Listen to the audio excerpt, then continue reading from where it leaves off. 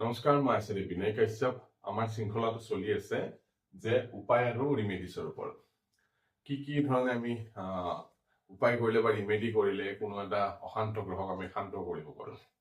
চাওক, আমাৰ সাধাৰণতে কি হয়, মানুহৰ চিন্তা ভাৱনা যে অকল জেমষ্টনৰ মাধ্যমেৰেহে এটা নিগেটিভ প্লেনেটক পজিটিভ কৰিব পাৰি। কিন্তু জ্যোতিষ শাস্ত্ৰত আচাৰ্য মহৰ্ষি যদি আমি চব বৃহৎ পৰাশৰ হৰশাস্ত্ৰৰ পৰাই যদি লওঁ বা বৃহৎ জাতক ফলদীপিকা চাৰাৱলী আটাইবোৰতে কিছুমান ৰিমেডিয়েল উল্লেখ আছে যে টোটেল 7টা বিধিৰ ওপৰত আমি ৰিমেডি কৰিব পাৰোঁ। সেইকেইটা কি হ'ব? প্ৰথমটো যোগা, মন্ত্ৰ, যন্ত্ৰৰ দ্বাৰা, যজ্ঞ আৰু ফাষ্টিঙৰ দ্বাৰা, জেমষ্টনৰ দ্বাৰা আৰু সংকল্প আৰু ফাষ্টিঙৰ দ্বাৰা আৰু দান দক্ষিণাৰ দ্বাৰা আমি কোনো এটা নিগেটিভ গ্ৰহক পজিটিভ কৰিব পাৰোঁ।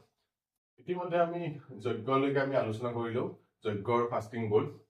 আজি আমি আলোচনা কৰিম জেমষ্টন, যিটো এই পৃথিৱীত বহুত প্ৰচলিত হৈ আছে যে জেমষ্টনে গ্ৰহৰ এটা নিগেটিভিটি দূৰ কৰিব পাৰে। সেইটো নোহোৱা নহয়, সেইটো হয়ও, কিন্তু তাৰ কিছুমান উৎকৃষ্ট নিয়ম আছে। সেই হিচাপে যদি আমি ৰিমেডিবিলাক কৰোঁ তেনেহ'লে তাৰ পৰা ভাল ফল পাওঁ। আমাৰ আজি টপিকটো হ'ব কি জেমষ্টন। জেমষ্টনৰ মাধ্যমেৰে আমি কেনেকে এটা নিগেটিভ গ্ৰহক এটা পজিটিভ কৰিব পাৰোঁ। চাওক, জেমষ্টন বেলেগ একো নহয়, জেমষ্টন হ'ল কালাৰ থেৰাপি। জেমষ্টনে কি কৰে? প্ৰিজমৰ নিচিনা কাম কৰে। সূৰ্যৰ 7টা ৰশ্মি আহে আৰু যিটো ৰশ্মিক লাগে সেই ৰশ্মিটো খালি ভিতৰত আমাৰ ষ্টনৰ মাধ্যমেৰে ভিতৰত প্ৰৱেশ কৰে, বাকী এটা ৰশ্মিক কি কৰে? বাহিৰ কৰি দিয়ে। জেমষ্টনে সিমানে কাম, আৰু ইয়াক কোৱা হয় কালাৰ থেৰাপি। আৰু এই কালাৰ থেৰাপিটোৱে গ্ৰহৰ যিটো আমাৰ শৰীৰৰ যিটো 8টা চক্ৰ আছে, সেই চক্ৰৰ প্ৰত্যেকটো চক্ৰকে কোনোবা এটা কালাৰ ৰেছপনচিবল হয়, সেই কালাৰটোক এনহেন্স কৰে আৰু গ্ৰহটোক বল প্ৰদান কৰে। কিন্তু তাতো কিছুমান ক্ৰাইটেৰিয়া আছে, সেই ক্ৰাইটেৰিয়াবিলাক জানি বুজিহে জেমষ্টন ধাৰণ কৰা ভাল।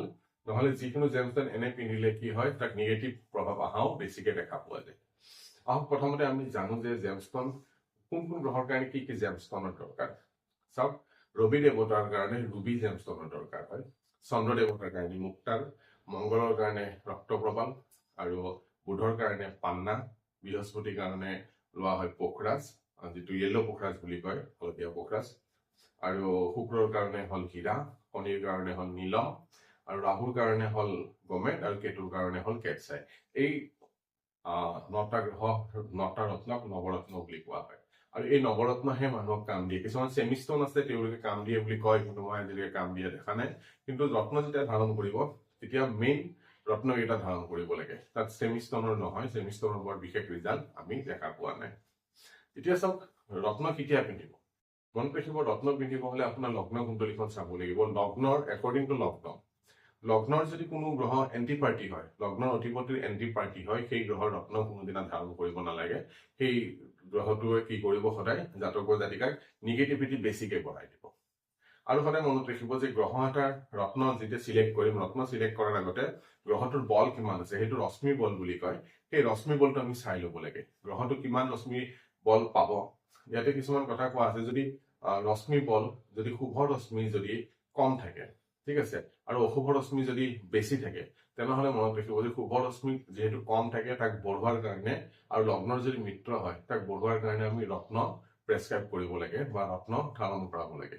ৰত্ন তেতিয়াহলে ভাল ৰিজাল্ট দিব। যদি অশুভ ৰশ্মি বেছি হৈ আছে, তেনেহলে সেই তেওঁক ৰত্ন ধাৰণ কৰালে বিপৰ্যয়হে আহিব, সদায় নিগেটিভিটি আহিব। সেইকাৰণে ৰশ্মি বলটো আমি চাই ল'ব লাগে। ৰশ্মি বলৰ এটা কেলকুলেশ্যন আছে, সেই কেলকুলেশ্যন কৰিলে ৰশ্মি বলটো গ্ৰহৰ কিমান ৰশ্মি বল পাই আছে সেইটো ওলাই যায়।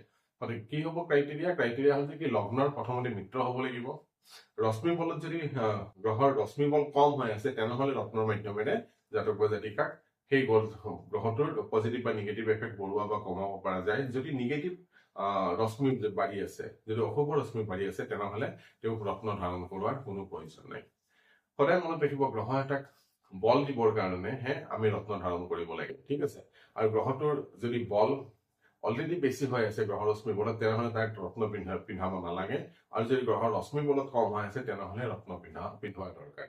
কিন্তু ক্ৰাইটেৰিয়া কি হৈছে? লগ্নৰ মিত্ৰ হ'ব লাগিব। লগ্নৰ এণ্টিপাৰ্টি গ্ৰহৰ ৰত্ন পিন্ধিলে কি, গ্ৰহৰ এণ্টিপাৰ্টিৰ যদি ৰত্ন পিন্ধা হয়, তেনেহলে কি নিগেটিভ এফেক্ট বেছি দিয়ে।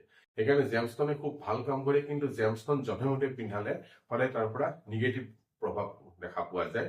আৰু গ্ৰহৰ যদি উৎকৃষ্ট গ্ৰহটোক যদি শান্ত বা বল বঢ়াব পৰা যদি কৰিব লাগে তেনেহলে সদায় মনত ৰাখিব যে গ্ৰহটো আপোনাৰ জন্মকুণ্ডলীখনত কেনেকুৱা ধৰণৰ অৱস্থান কৰি আছে। যদি আপোনাৰ লগ্নৰ পৰম মিত্ৰ হয় বা মিত্ৰ হৈ অৱস্থান কৰি আছে, তাৰপিছত যদি গ্ৰহটোৰ বল কম তেনেহলে তেওঁ গ্ৰহৰ মাধ্যমেৰে বল দি জাতক বা জাতিকাক পূৰ্ণ বেনিফিট দিব পৰা যায়।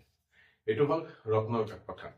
সেইকাৰণে জেমষ্টন চিলেকশ্যনত সদায় অভিজ্ঞ জ্যোতিষীৰ পৰামৰ্শ ল'ব, যাতে আপোনাৰ ৰত্নটো পিন্ধাৰ ফলত যাতে শুভ ফল বৃদ্ধি হয়, অশুভ ফল হ্ৰাস হয়।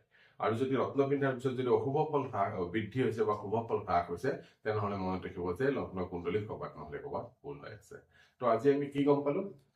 জেমষ্টনৰ বিষয়ে গম পালো। তো অহা ভিডিঅ'ত আমি সংকল্প আৰু আৰু উপবাসৰ বিষয়ে জানিম। আশা কৰো এই ভিডিঅ'বিলাকে আপোনালোকক জ্যোতিষশাস্ত্ৰ বুজাত বা জনাত অলপলৈ সহায় কৰিব। যদি মোৰ ভিডিঅ' ভাল লাগে তেনেহলে ইয়াক লাইক কৰিব, শ্বেয়াৰ কৰিব আৰু ছাবস্ক্ৰাইব কৰিব। এনেকুৱা মানুহক শ্বেয়াৰ কৰি দিব যোনে অলপ জ্যোতিষশাস্ত্ৰৰ প্ৰতি তেওঁলোকৰ উৎসাহ বেছি। ধন্যবাদ।